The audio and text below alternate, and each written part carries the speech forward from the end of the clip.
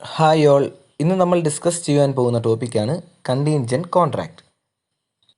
കണ്ടീൻജൻറ്റ് കോൺട്രാക്റ്റുകളുടെ കോൺസെപ്റ്റ് മനസ്സിലാക്കണമെങ്കിൽ അബ്സല്യൂട്ട് കോൺട്രാക്റ്റുകൾ എന്താണെന്ന് മനസ്സിലാക്കിയിരിക്കണം.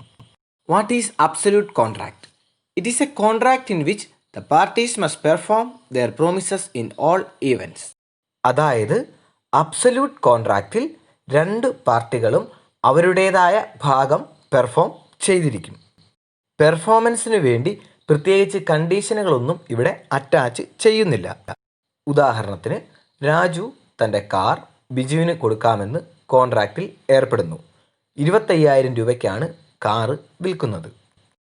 ഈ കോൺട്രാക്റ്റിൽ മറ്റ് ഒരു കണ്ടീഷനും അറ്റാച്ച് ചെയ്തിട്ടില്ല. കാറ് 25,000 രൂപയ്ക്ക് വിറ്റുകൊള്ളാമെന്നും വാങ്ങിക്കൊള്ളാമെന്നും മാത്രമാണ് ഈ കോൺട്രാക്റ്റിൽ പറഞ്ഞിരിക്കുന്നത്.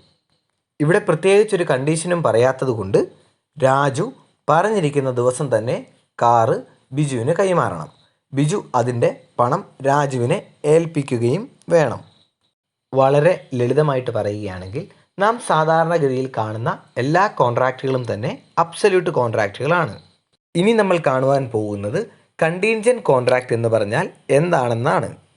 It is a contract to do or not to do something if some even collateral to such contract does or does not happen. ഒറ്റ വായനയിൽ തന്നെ നമുക്ക് കാര്യം മനസ്സിലാവും. ഇവിടെ ഒരു കണ്ടീഷൻ അറ്റാച്ച് ചെയ്തിട്ടുണ്ട്. ഡെഫിനിഷൻ്റെ തുടക്കം സാധാരണ കോൺട്രാക്റ്റുകളെ പോലെ തന്നെയാണ്. It is a contract to do or not to do something. അതായത് എന്തെങ്കിലും ചെയ്യാമെന്നോ ചെയ്യാതിരിക്കാമെന്നോ ഉറപ്പ് നൽകുന്നു. ഓഫറിൻ്റെ ഡെഫിനിഷൻ അറിയാവുന്നവർക്ക് ഇക്കാര്യത്തിലൊരു സംശയം വരില്ല. എന്നാൽ ഇനിയാണ് കാര്യം. If some even collateral to such contract does or does not happen. ഇവിടെ ഒരു ഈഫ് കണ്ടീഷൻ പറഞ്ഞിരിക്കുന്നത് കാണുവാൻ സാധിക്കുന്നു. ഇവിടെ പറയുന്നത് ഒരു ഈവൻ സംഭവിക്കുന്നതിനെക്കുറിച്ചും അല്ലെങ്കിൽ സംഭവിക്കാതിരിക്കുന്നതിനെക്കുറിച്ചുമാണ്. ഒന്നുകിൽ ആ പറഞ്ഞിരിക്കുന്ന ഈവൻ സംഭവിക്കുകയാണെങ്കിൽ മാത്രം കോൺട്രാക്റ്റ് പെർഫോം ചെയ്യും, അല്ലെങ്കിൽ ആ ഈവൻ സംഭവിക്കാതിരിക്കുകയാണെങ്കിൽ കോൺട്രാക്റ്റ് പെർഫോം ചെയ്യും. ഇവിടെയുള്ള കോൺട്രാക്റ്റിൻ്റെ പെർഫോമൻസിനെ നമുക്ക് 4 രീതിയിൽ വ്യാഖ്യാനിക്കുവാൻ സാധിക്കും. അതിനെക്കുറിച്ച് ഞാനിപ്പോൾ പറയുവാൻ ആഗ്രഹിക്കുന്നില്ല. ആർക്കെങ്കിലും സംശയമുണ്ടെങ്കിൽ കമൻറ്റ് ബോക്സിൽ ചോദിക്കാവുന്നതാണ്. ഏറ്റവും എളുപ്പത്തിൽ മനസ്സിലാക്കുവാൻ സാധാരണ നമ്മൾ കാണുന്ന ഇൻഷുറൻസ് കോൺട്രാക്റ്റുകൾ ഒരു കണ്ടീൻജൻറ്റ് സ്വഭാവമുള്ളതാണ്. ഇവിടെ പെർഫോമൻസ് ഉറപ്പില്ല, എന്നാൽ ചില സാഹചര്യങ്ങളിൽ പെർഫോം ചെയ്യപ്പെടാം. അതായത് ഒരു ഈവൻറ്റ് ഒക്കർ ആകുകയാണെങ്കിൽ മാത്രമാണ് കോൺട്രാക്റ്റ് പെർഫോം ചെയ്യുന്നത്. ഉദാഹരണത്തിന്, ഞാനൊരു തേർഡ് പാർട്ടി ഇൻഷുറൻസ് എടുക്കുന്നു. തേർഡ് പാർട്ടി ഇൻഷുറൻസ് എടുത്ത എൻ്റെ വാഹനം മറ്റൊരു വ്യക്തിയെ ഇടിക്കുന്നു. ഇടിയുടെ ആഘാതത്തിൽ ആ വ്യക്തിക്ക് പരിക്ക് പറ്റുകയോ ആ വ്യക്തി മരണപ്പെടുകയോ ചെയ്യുന്നു. ഈ ഒരു ഈവൻറ്റ്, അതായത് പരിക്ക് പറ്റുക, മരണപ്പെടുക, ഈ 2 കാര്യങ്ങളിൽ ഒന്ന് സംഭവിക്കുകയാണെങ്കിൽ മാത്രമേ ഇൻഷുറൻസ് കമ്പനി അവരുടെ ഭാഗത്തു നിന്നുള്ള കാര്യം പെർഫോം ചെയ്യുകയുള്ളൂ. എന്ന് പറഞ്ഞാൽ നഷ്ടപരിഹാരം കമ്പനി കൊടുക്കണമെങ്കിൽ ആ ഈവൻറ്റ് സംഭവിച്ചിരിക്കണം. വാഹനം ആക്സിഡൻറ്റിൽ പെടാത്ത പക്ഷം കമ്പനി ഒരു കോമ്പൻസേഷനും ആർക്കും കൊടുക്കുകയില്ല.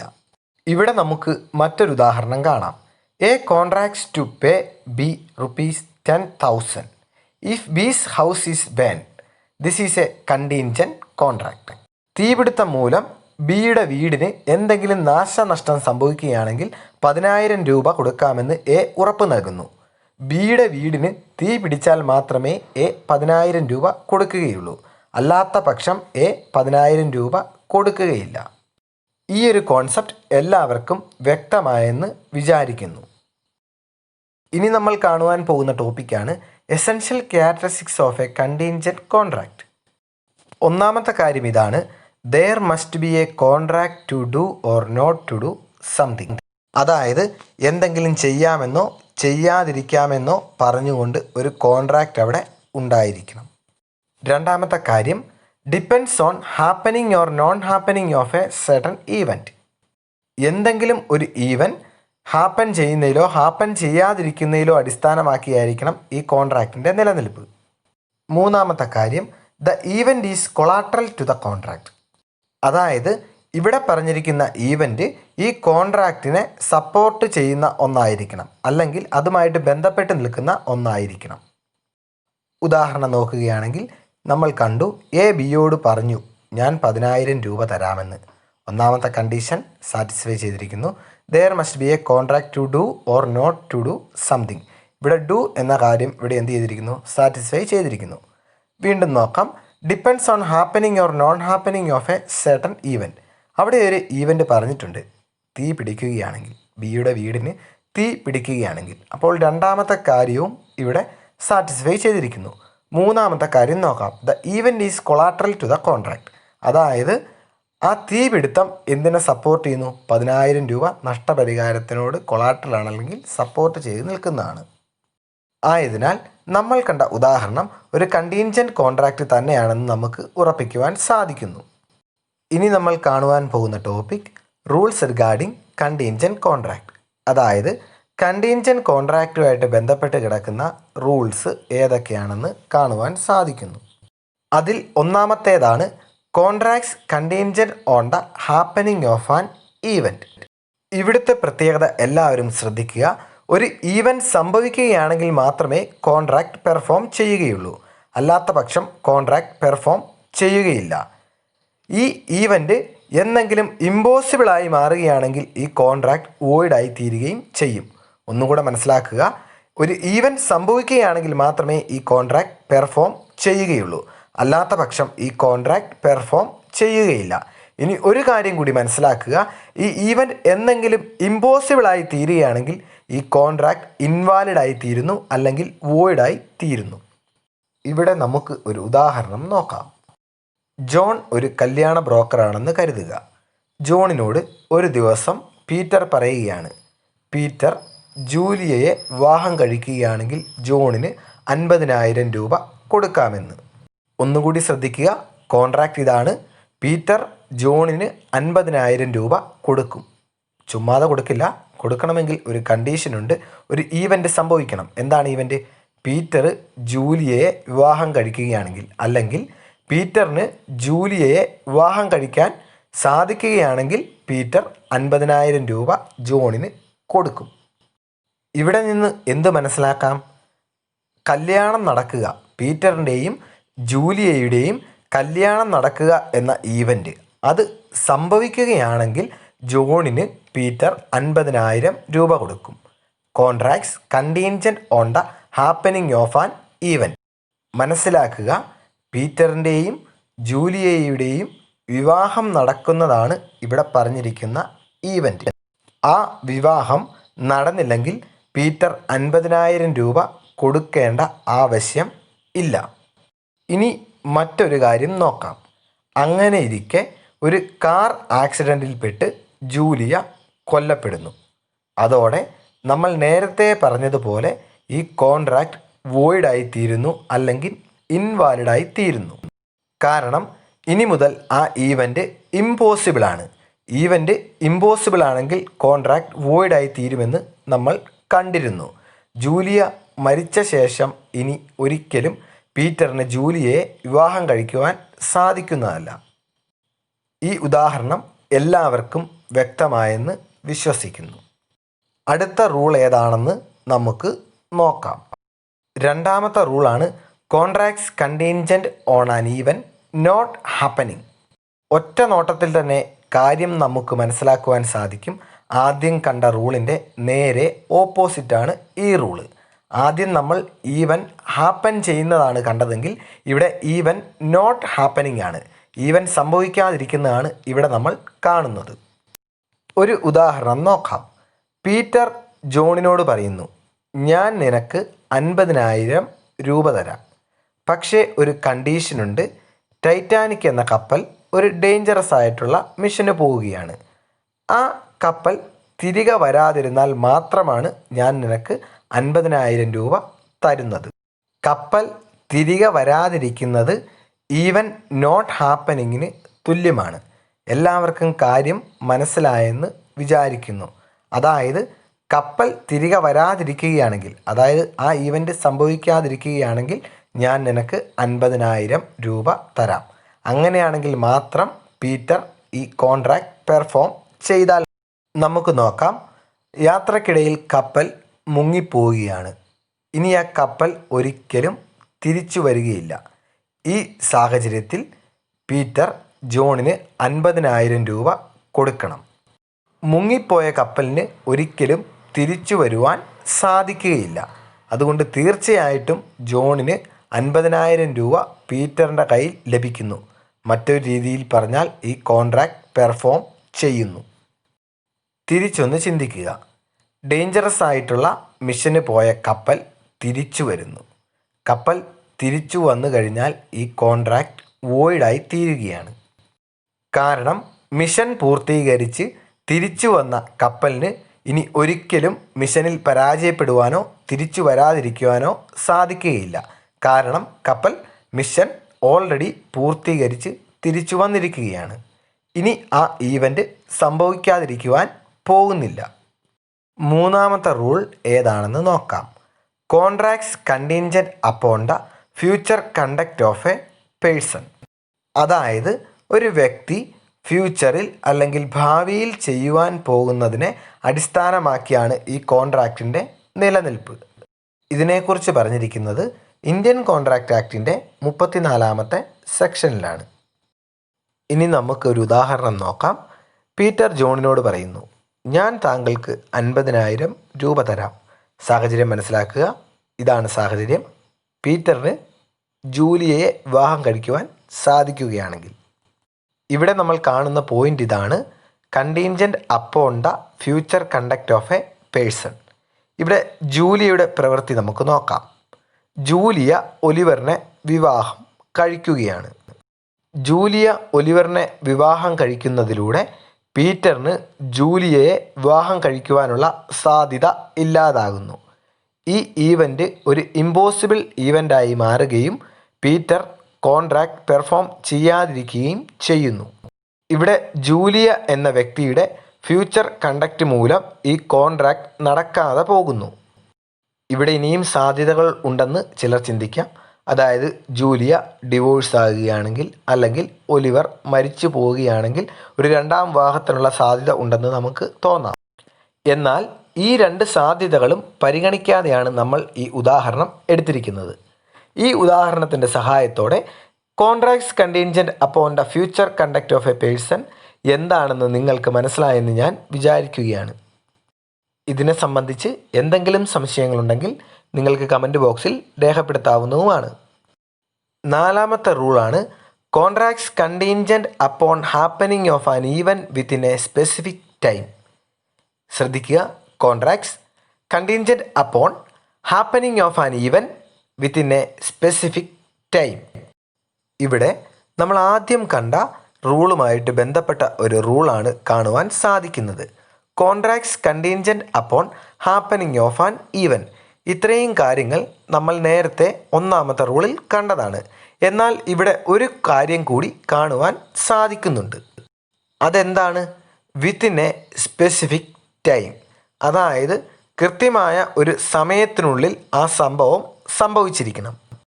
ഇവിടെ ഉദാഹരണം കാണുന്നത് ഇങ്ങനെയാണ്. പീറ്റർ ജോണിനോട് പറയുന്നു, ഞാൻ താങ്കൾക്ക് 5,000 രൂപ തരാം. ഏത് സാഹചര്യം? ഡേഞ്ചറസ് ആയിട്ടുള്ള ഒരു മിഷന് പോയിരിക്കുന്ന ടൈറ്റാനിക് എന്ന കപ്പൽ ജൂൺ 1, 2019 മുൻപ് മടങ്ങി വരികയാണെങ്കിൽ, ജൂൺ 1, 2019 മുമ്പ് ഡേഞ്ചറസ് ആയ മിഷന് പോയ ടൈറ്റാനിക് എന്ന കപ്പൽ തിരികെ വരികയാണെങ്കിൽ പീറ്റർ ജോണിന് 5,000 രൂപ കൊടുക്കും. ഒരു സ്പെസിഫിക് ടൈം ഇവിടെ പറഞ്ഞിട്ടുണ്ട്, ജൂൺ 1, 2019. ഹാപ്പനിങ് ഓഫ് ആൻ ഈവൻറ്റിനെ കുറിച്ച് നോക്കാം. കപ്പൽ തിരികെ വരികയാണെങ്കിൽ അതാണ് ഹാപ്പനിങ് ഓഫ് ഈവൻറ്റ്. കപ്പൽ ജൂൺ 1 മുമ്പ് തിരിച്ച് എത്തുകയാണെങ്കിൽ ഈ കോൺട്രാക്റ്റ് പെർഫോം ചെയ്യേണ്ടി വരും. അതായത് പീറ്റർ 5,000 രൂപ ജോണിന് കൊടുക്കേണ്ടി വരും. എന്നാൽ ജൂൺ 1 കഴിഞ്ഞിട്ടും കപ്പൽ തിരികെ വരുന്നില്ലെന്ന് കരുതുക. ആ സാഹചര്യത്തിൽ ഈ കോൺട്രാക്റ്റ് വോയിഡായി തീരുന്നു. കാരണം ടൈം ലാപ്സ് ആയിരിക്കുകയാണ്, അഥവാ സമയം എക്സ്പയർ ആയിരിക്കുന്നു, സമയം കഴിഞ്ഞിരിക്കുന്നു. ജൂൺ 1 കഴിഞ്ഞു കഴിഞ്ഞാൽ ഇനി ഒരിക്കലും ആ ഈവൻറ്റ് സംഭവിക്കുകയില്ല.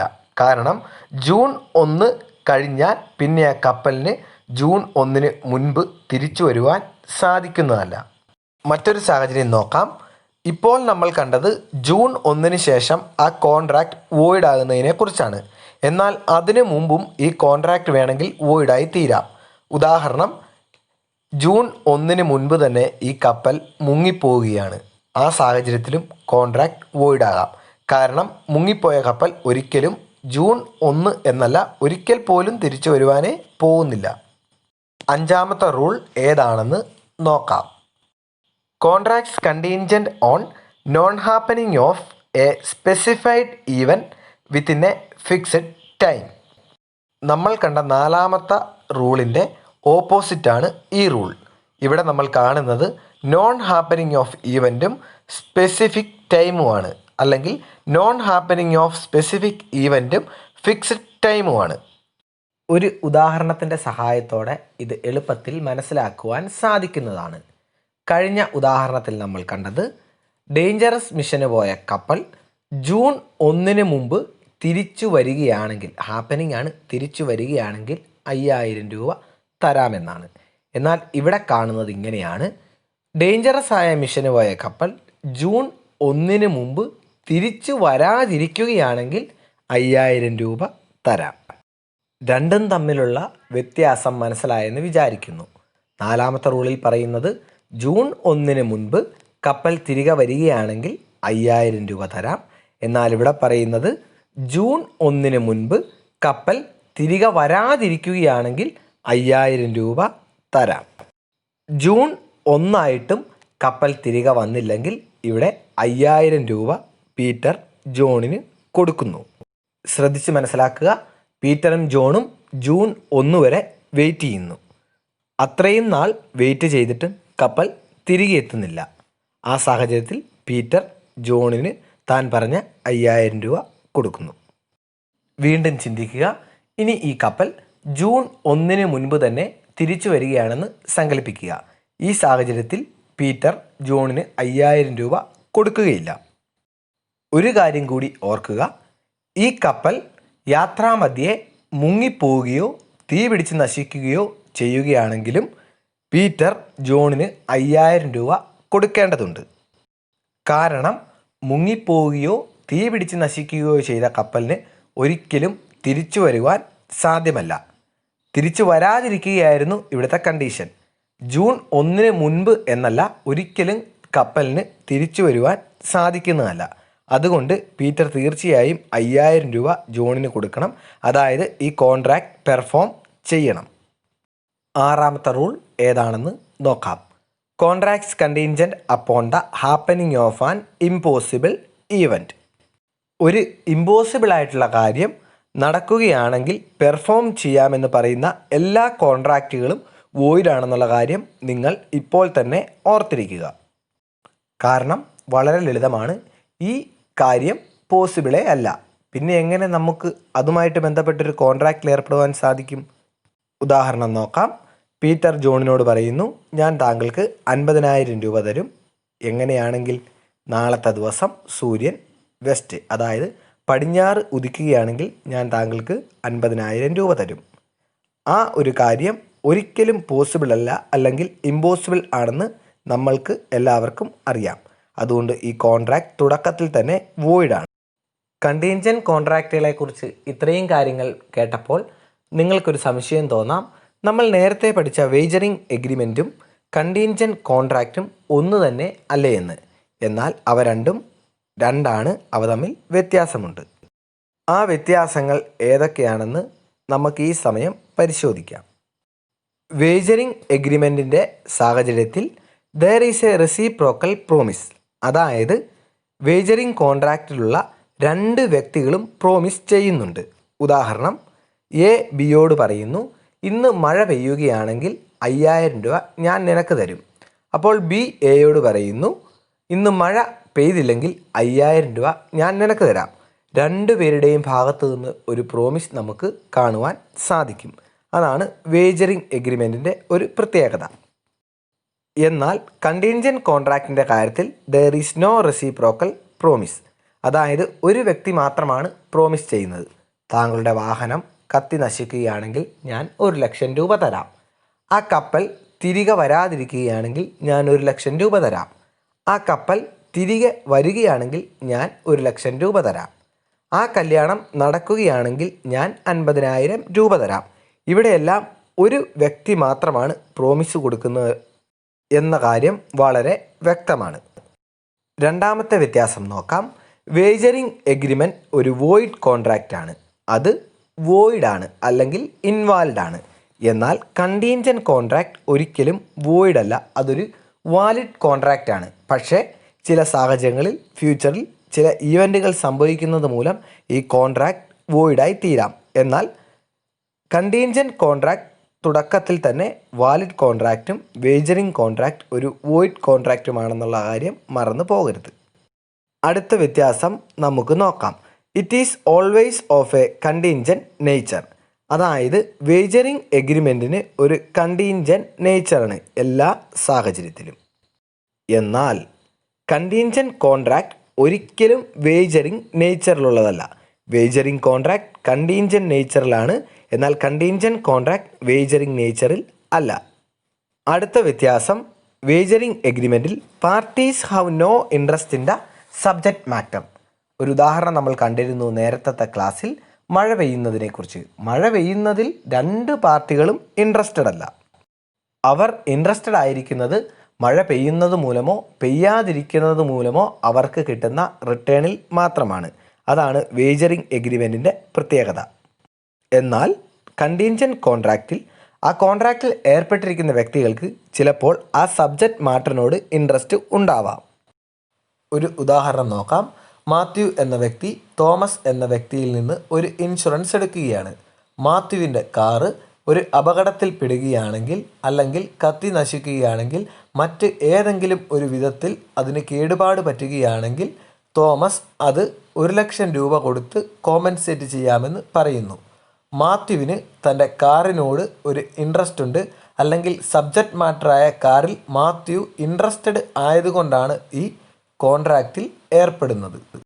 കണ്ടീൻജൻറ്റ് കോൺട്രാക്റ്റുകളെക്കുറിച്ച് ഒരു ധാരണ എല്ലാവർക്കും ആയെന്ന് ഞാൻ വിശ്വസിക്കുന്നു. ആർക്കെങ്കിലും എന്തെങ്കിലും സംശയങ്ങളുണ്ടെങ്കിൽ താഴെ കമൻറ്റ് ബോക്സിൽ അത് രേഖപ്പെടുത്താവുന്നതാണ്.